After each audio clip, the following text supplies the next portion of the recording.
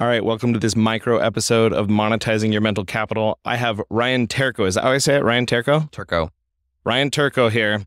Ryan, tell us, why would an Amazon seller or an e-commerce seller in general be interested in hearing from you around this idea of monetizing mental capital or figuring out how to start a services business? I think they would probably want to hear from me because I have a wealth of experience selling on Amazon. I did it for over 10 years myself, did over 9 figures in revenue selling on Amazon during that time, and know exactly where you need to spend your time to make it most profitable. Interesting. So you have not only taken mental capital that you earned over 9 years, but you've also turned that into a totally new business.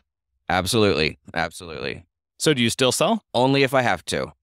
Only if I have to. Now it's mainly helping brands who don't have the bandwidth to grow their own Amazon business and helping them expand there.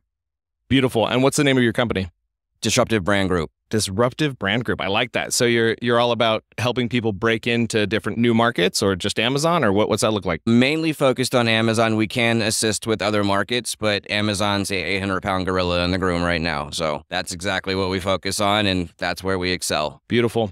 Tell me about the first time you monetized mental capital. So maybe think back to, that lemonade stand. I've heard all sorts of interesting stories. When was the first time you monetized mental capital? The first time I did that was probably back in 2008 when I first started into e-commerce and started my own website doing performance parts for cars. Unfortunately, started it during a recession, and a company based on expendable income during a recession doesn't last long. But I tell you what, the amount of information and knowledge gained during that experience paved the way for this.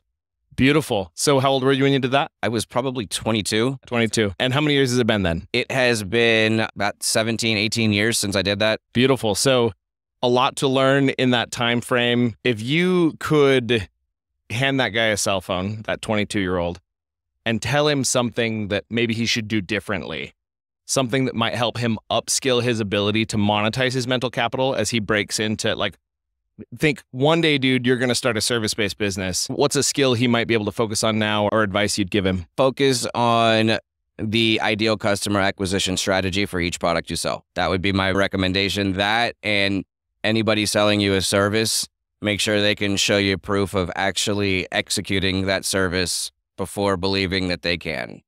Interesting. So maybe validate some of the mental capital that other new service providers might be throwing at you before diving in head first. Absolutely. There's a lot of pretenders out there. Don't fall for them. So what are 2 or 3 questions that you would ask to confirm the identity of a pretender? How many people have you done this for successfully, and in what verticals? And then are you asking for introductions? Not necessarily, but if you're not completely satisfied with the answer you get, then definitely ask for recommend people that you can contact and see about their service.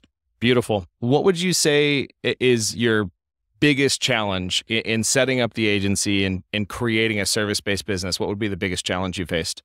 The biggest challenge is knowing what brands need to do to win and convincing them that that's what they need to do. Listening. I mean, if you're paying somebody to help you do something, you should probably listen to the advice they're offering. Beautiful. Beautiful. And what do you do to get around that? I make them believe it was their idea. That's the best way you can get around that, is you sell them on it and you let them actually come up with the idea, and then they run with it. Beautiful. Any tips, tricks, hacks, or books that you've come across in the past year that have helped you in managing and or creating this service-based business? I wouldn't say anything specifically, but, the old go-to, Think and Grow Rich, Napoleon Hill. Think and Grow Rich.